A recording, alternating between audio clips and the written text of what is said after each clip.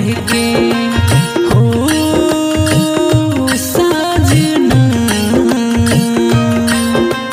क्या करते थे साजना तुम हमसे दूर रह के।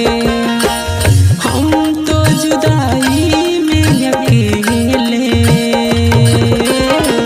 छुप छुप के रोया करते थे, हो छुप छुप के रोया करते थे।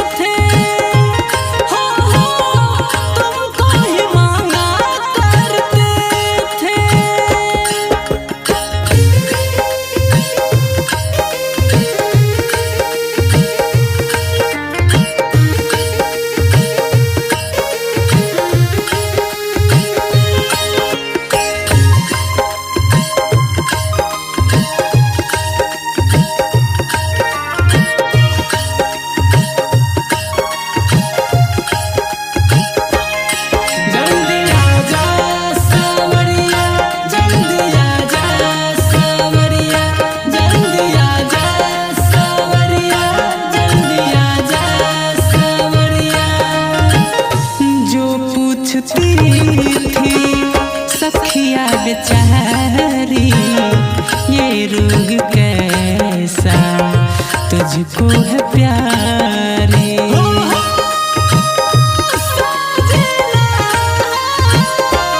हो जो पूछती थी सखिया बेचारी ये रोग कैसा तुझको है प्यारी। चुपचाप उनका मुँह देखती थी, करती भी क्या मैं बिरहा के मारे। वो दिन भी क्या दिन थे सनम, मजबूर तुम लाचार हम, बस आहें भरा करते थे।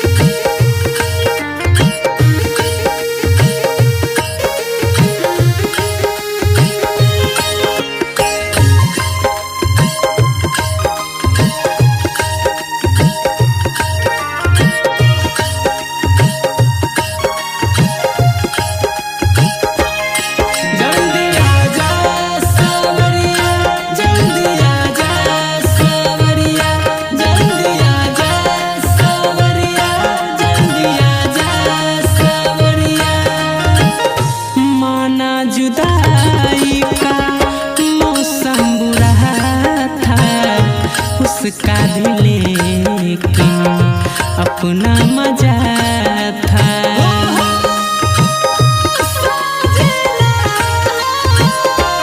हो माना जुदाई का मौसम बुरा था उसका भी, लेकिन अपना